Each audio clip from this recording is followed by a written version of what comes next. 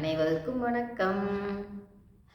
ஓம் சாய்ராம். ஜெய் ஜெய் சாய்ராம். குருவே சரணம். குரு கடாட்சம். இன்றைக்கி எதை பார்க்கலான்னா, எண்ணெய் தேய்த்து குளிப்பதனால் ஏற்படும் நன்மைகள் யாவை பார்க்கலாங்களா? இப்போது டோட்டலாகவே எண்ணெய் தேய்ச்சி குளிக்கும்போது உடம்புக்கு முழுக்க நல்லது. அதை நாம் பண்ணுவோமா? பண்ண மாட்டோம். அப்போ உடம்பு கெட்டு போயிட்டா டாக்டர்கிட்ட மட்டும் போய் காட்டி நல்லா பண்ணிக்குவோம் இல்லைங்களா? இயற்கையாக எது எது நல்லா பண்ணிக்கலாமோ அதை பண்ணிக்குவோமா அப்படின்னு பார்த்தா இல்லையே. அப்போ அதனால் ஏற்படும் நன்மைகள் என்ன அப்படின்னா, ஃபஸ்ட் ஒன்று, இதை கேட்டால் இனிமேல் நீங்கள் எண்ணெய் தேய்ச்சி குளிக்கவே மிஸ் பண்ணவே மாட்டீங்க. ஓகேங்களா? சொல்லலாமா? லக்ஷ்மி கடாட்சம் கிடைக்கும். ஓகேங்களா? அடுத்தது, உடல் சூட்டை தணிக்கும். மூணாவது, கண் குளிர்ச்சியாக இருக்கும். நாலாவது, ஃபேஷியல்லாம் பண்ண வேணாம், முகம் எண்ணெய் தேய்ச்சி குளித்தாலே பளபளப்பாக இருக்கும். ஓகேங்களா? அடுத்தது 5, எண்ணெய் தேய்ச்சி குளிக்கிறது மூலிமா நம்மளுக்கு நம்ம இந்த ஸ்கின்னெல்லாம் எப்படி இருக்கும்? நல்லா செழிப்பாக. இப்போ செடிக்கெல்லாம் தண்ணி ஊற்றும் போது தானே செழிப்பாக இருக்குது. அதுபோல் எண்ணெய் தேய்ச்சி குளிக்கும்போது நம்மளோட ஸ்கின்னெல்லாம் நல்லா செழிப்பாக இருக்கும். மாய்ஸ்சரைசர்லாம் எதுவும் போட தேவையில்லை. இயற்கையாகவே அதில் என்ன இப்போ எண்ணெய் தேய்ச்சி குளிக்கும்போது அந்த நரம்பு வலியெல்லாம் எல்லாமே இருந்தால் கூட எல்லாமே ஃபுல்லுமே நல்லாயிடும். அப்போது இவ்வளோ விஷயத்தை அதில் வச்சுக்கிட்டு அதை பண்ணுங்கன்னு சொன்னால் நாம் பண்ணுறதே இல்லையே. தீபாவளிக்கு ஒரு நாள் எண்ணெய் தேய்ச்சி குளித்தா ரொம்ப பெரிய விஷயம் இல்லைங்களா? இப்போது பெண்கள் செவ்வாய் வெள்ளி 2 நாள் எண்ணெய் தேய்ச்சி குளிக்கலாம். வாரத்தில் 2 நாள் குளிங்கன்னு சொல்கிறாங்க. 2 நாள் குளிக்கலைன்னா கூட ஒரு நாள் குளிக்கலாம் இல்லையா? நம்ம உடம்பு நல்லதுக்கு தானே. இப்போ ஜென்ஸுன்னா சனிக்கிழமை குளிக்கலாம். இயற்கையாகவே உடம்பு ஸ்கின்னெல்லாம் நல்லா பளபளப்பாக இருக்கும். ஓகேங்களா? அப்போது இவ்வளோ நாள் அதை நாம் செஞ்சோமோ இல்லையோ, இனிமேல் அதை கடைப்பிடிப்போம். நம்ம உடம்பை இயற்கையாகவே எப்படி ஆரோக்கியமாக வச்சுக்கலாம் அப்படிங்கிறதுக்கு இதெல்லாம் பண்ணலாம். இப்போ உடம்பு கெடாமல் பார்த்துக்கணும், நம்ம நல்லா இருக்கணும்னா சூரிய உதயத்துக்கு முன்னாடி முடிச்சிட்டாலே நம்ம உடம்பு ஆரோக்கியமாக வச்சிட்ருக்கலாம். அதெல்லாம் நாம் பண்ணுவோமா? இல்லையே. இப்போது எப்போ இந்த டச் ஃபோன் வந்துச்சோ அப்போ நைட்டாக ஃபோனை பார்க்க வேண்டியது, அப்போ விடிஞ்சு லேட்டாக முழிக்க வேண்டியது. பசங்க எல்லாமே அப்படி தானே பண்ணுறாங்க. யோசிங்க. இப்போ கரெக்டாக டைமுக்கு தூங்கி டைமுக்கு முழிக்கும்போது தான் உள்ளுக்குள்ளே ஜீரணமெல்லாம் கரெக்டாக ஆகும் அப்படின்னு சொல்கிறாங்க. அது பண்ணாமல் எல்லாம் லேட்டாக பண்ண போய் தான் உடம்பே கெடுது. சின்ன பசங்களுக்கு ஏன் அஜீரணம் எதனால் வருது சொல்லுங்கள் பார்க்கலாம். இது டைமுக்கு சாப்பிட்றதில்ல, டைமுக்கு தூங்குறதில்ல, அதனால தான் உடம்பே கெடுது இல்லைங்களா? இப்போது நாம் நம்ம உடம்பை நல்லா வச்சுக்கணும், ஆரோக்கியமாக வாழணும் அப்படின்னா இந்த 3 மட்டும் கடைப்பிடிச்சாலே போதும்.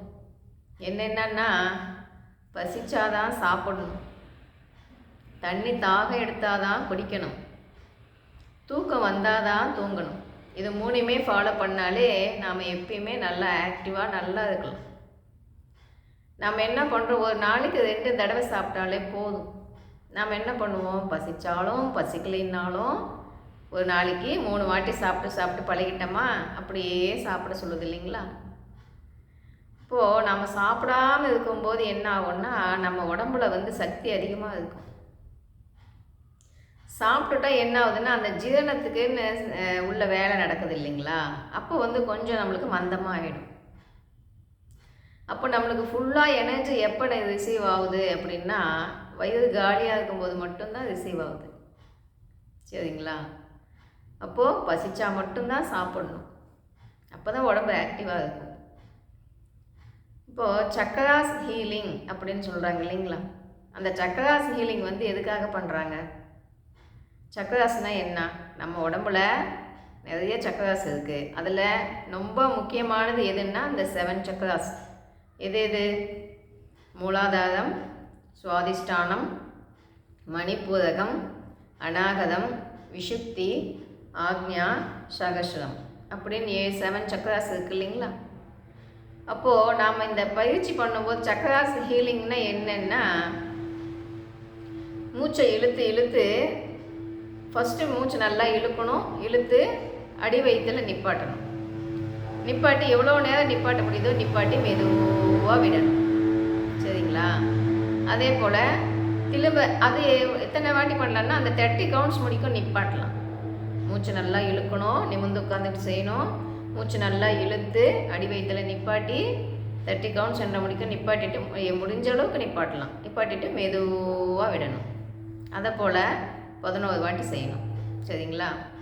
திரும்பவும் அதே போல் நல்லா மூச்சை இழுக்கணும், தொப்புளில் நிப்பாட்டணும், நிப்பாட்டி 30 கவுண்ட்ஸ் 2:30 மணிக்கும் நிப்பாட்டலாம். நிப்பாட்டி மெதுவாக விடணும், தொப்புளில் நிப்பாட்டணும். தேர்டு, அடுத்தது இந்த நாடி சுற்றி பண்ணுவோம் இல்லைங்களா? அதை போல் ஃபஸ்ட்டு லெஃப்ட் இழுக்கணும், நெஞ்சில் நிப்பாட்டணும், திரும்ப அப்படியே ரைட் சைடு விடணும். திரும்ப அப்படியே ரைட் சைடு இழுக்கணும், நெஞ்சில் நிப்பாட்டணும், லெஃப்டில் விடணும். சரிங்களா? ஃபஸ்ட்டு இந்த பக்கம் இழுக்கணும், நெஞ்சில் நிப்பாட்டணும், நிப்பாட்டி 30 கவுண்ட்ஸ் நிப்பாட்டி ரைட் சைடு விடணும். திரும்ப அப்படியே ரைட் சைடு இழுக்கணும், நெஞ்சில் நிப்பாட்டணும், லெஃப்ட் சைடு விடணும். எப்படி 11 வாட்டி செய்யணும். சரிங்களா? தேர்டு, அடுத்தது இம் சவுண்டு. இம் சவுண்டு சொல்லும்போது என்ன ஆகுன்னா, இதெல்லாம் வந்து சக்கராஸ் ஹீலிங் சொல்கிறது. சரிங்களா? இம் சவுண்டு பண்ணும்போது என்ன ஆகுன்னா, இதிலேருந்து இதில் முடிக்கும் நல்லா எக்ஸசைஸ் அப்படின்னு சொன்னேன் இல்லைங்களா? அப்போ அதை எப்படி பண்ணணும்? நல்லா நிமிர்ந்து உட்காந்துக்கணும். நிமிர்ந்து உட்காந்துக்கிட்டு கொஞ்சமாக தலையை தூக்கிக்கிட்டு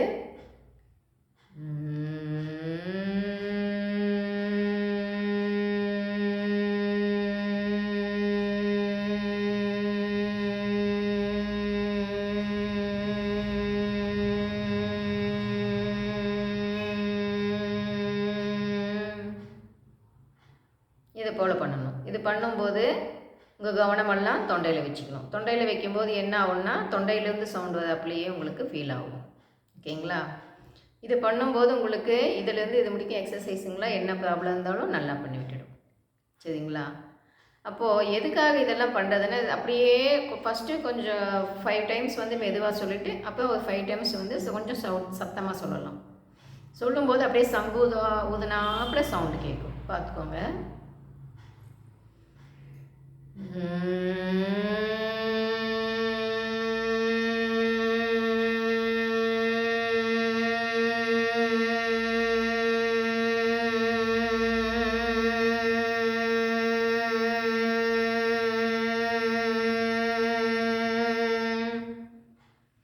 இப்படி சொல்லணும். இப்படி சொல்லும்போது என்ன ஆகும்னா, இது வந்து இதிலேருந்து இது முடிக்குமே நல்ல எக்ஸசைஸ். அப்போது இந்த சக்கராஸ் ஹீலிங் எதுக்காக பண்ணுறது அப்படின்னா, இப்போ சின்ன வயசில் வந்து எல்லாமே வந்து அதனோட செயல்பாடுகள்லாம் நல்லா ஆக்டிவாக இருக்குமா, நல்லா செயல்படுமா. அப்போது வயசு ஆக ஆக என்ன ஆகுதுன்னா, அதனோட சுருங்கி விரியும் தன்மை கம்மி ஆகும்போது அதனோட செயல்பாடு கம்மியாகுதுங்களாம். அப்போ தான் வந்து உடம்பு கெடுது. நம்மளால் பழையபடி சின்ன வயசில் இருந்தாப்புலையே எப்படி ஏன் வந்து வயசாயிட்டா வேலை செய்ய முடியலன்னா, அதனோட வேலைப்பாடு கம்மியாயிடுது. அப்போது நாம் இந்த பயிற்சியெல்லாம் பண்ணிகிட்டே இருக்கும்போது என்ன ஆகும்னா, அது திரும்பவும் பழையபடியே வேலை செய்யும். அப்போ நம்மளால் எப்பயும் போலவே நாம் எல்லா வேலையுமே செய்ய முடியும். வயசுக்கும் அதுக்கும் சம்மந்தமே இல்லைங்க. நம்ம வந்து உடம்புக்கு வந்து எந்த வேலையுமே செய்யலை, வேலையே கொடுக்கலன்னு வைங்களேன், அது அப்பப்போ அப்படியே டிராஃபிக் ஜாமாட்டம் பிடிச்சிக்குது. நல்லா கையை காலை அசைக்கணும், எக்ஸசைஸ் பண்ணணும், எல்லாமே பண்ணிட்டு இருந்தோன்னு வைங்களேன், வயசானா கூட நடக்கும்போது ஈஸியாகவே நடக்கலாம். ஃபஸ்ட்டு வெயிட் போடவே கூடாது. செகண்டு, வயது வந்துடுச்சின்னு வைங்களேன், வந்துடுச்சின்னா நடக்கவே கஷ்டமாயிடுது, வண்டியில் ஏறி உட்காரெல்லாம் முடிய மாட்டேங்குது, கஷ்டமாகி போயிடுது. அப்போது தொப்பை போடாமல் பார்த்துக்கணும், உடம்பு போடாமல் பார்த்துக்கணும். இது ரெண்டையுமே பார்த்துக்கிட்டோன்னு வைங்களேன், ஆக்டிவாக இருக்கலாம். அதனால தான் சொல்கிறாங்க 3 வேளையும் சாப்பிட தேவையே இல்லை 2 வேளை மட்டும் சாப்பிடுங்க. ஃபுல் எனர்ஜி உள்ளுக்குள்ளே உயிர் சக்தி வந்து ஃபுல்லுமே இருக்கும். நம்ம பசிக்குதோ பசிக்கலையோ போட்டு போட்டு 3 வேளையும் சாப்பிட்றதுனால என்ன ஆகுதுன்னா, அந்த ஜீரணத்துக்குன்னே அது வந்து செலவாகிக்கிட்டே இருக்குது இல்லைங்களா? உள்ளுக்குள்ளே வேலை நடந்துக்கிட்டே இருக்குது இல்லைங்களா? அப்போ வந்து நம்மளுக்கு வந்து அந்த என்ன வந்து எனர்ஜி வந்து கம்மியாக தான் கிடைக்கும் அப்படின்றாங்க. இப்போ வந்து எதுக்காக எம்டி ஸ்டொமக்கில் வந்து பயிற்சி பண்ணணும் அப்படின்னு சொல்கிறாங்கன்னா, அந்த டைமில் வந்து நம்மளுக்கு உயிர் சக்தி அதிகமாக கிடைக்கும். எனர்ஜி அதிகமாக இருக்கும் உடம்புல. அப்போ வந்து இப்போ சாப்பிட்டுட்டா அந்த ஜீரணத்துக்குன்னு வேலை செய்யுது இல்லைங்களா? இப்போ நம்ம சாப்பிடாம வயிறு காலியாக இருக்கும்போது பண்ணும்போது என்ன ஆகும்னா, ஃபுல்லாக எனர்ஜி வந்து அதிகமாக கிடைக்கும். இப்போ பண்ணுறவங்களுக்கெல்லாம் பாருங்களேன், பசி அதிகமாக எடுக்கவே எடுக்காது. பசி கம்மியாக தான் இருக்கும். அப்போது கொஞ்சமாக சாப்பிட்டாலே போதும் அப்படிங்கிற அந்த மன நிறைவு வந்துடும். இந்த தியானம் பண்ணும்போது என்ன ஆகும்னா, மனசு வந்து அப்படியே அமைதியாகி போயிடும்.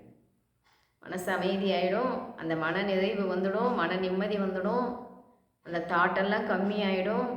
எப்படி தாட்டு கம்மியாகும்னா, என்ன தான் தவம் செஞ்சாலும், என்ன தான் நம்ம வந்து ரொம்ப கஷ்டப்பட்டு எல்லாமே பயிற்சியெல்லாம் பண்ணாலும், நம்ம வந்து மனசை வந்து மன தூய்மை தான் ரொம்ப முக்கியம். அப்போது மனசை வந்து ரொம்ப தூய்மையாக வச்சுக்கிட்டு எல்லாத்தையுமே மன்னிச்சு விட்டுட்டோன்னு வைங்களேன், அதுலேயே வந்து நம்மளுக்கு மன நிம்மதி கிடைச்சிடும். இல்லைன்னா யார் மேலேயாச்சும் கோபம் இருந்துச்சுன்னு வைங்களேன், அது நமக்கு உள்ளுக்குள்ளே வந்து ஊற்றிக்கிட்டே இருக்குல்ல, ஹாப்பினஸ் போயிடும். அதனால தான் சொல்கிறது, அப்பப்போ மறந்துட்டு மன்னிச்சு விட்டுடுங்க. அது நம்மளுக்காக தான் சொல்கிறது, நம்மளோட நன்மைக்கு தான் அதை சொல்கிறது. அவங்களோட நன்மை இல்லை, அது நம்மளோட நன்மைக்கு தான் சொல்கிறது. சரிங்களா?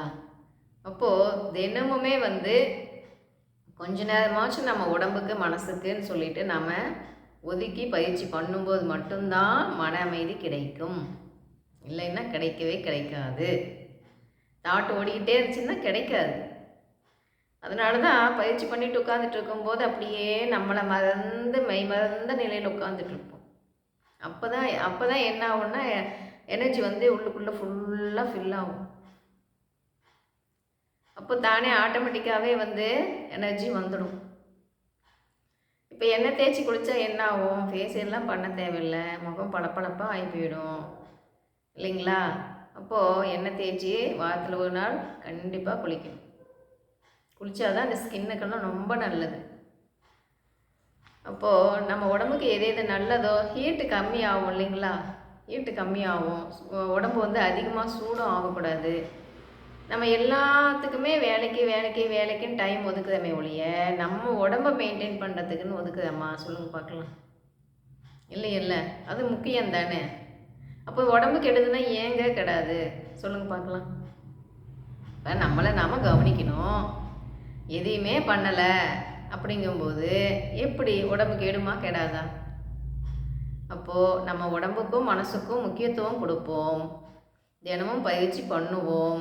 பகவான் எதை சொல்கிறாரோ அதெல்லாம் ஃபாலோ பண்ணுவோம். அப்போ தான் நம்ம ஹாப்பியாக வாழ முடியும். சரிங்களா?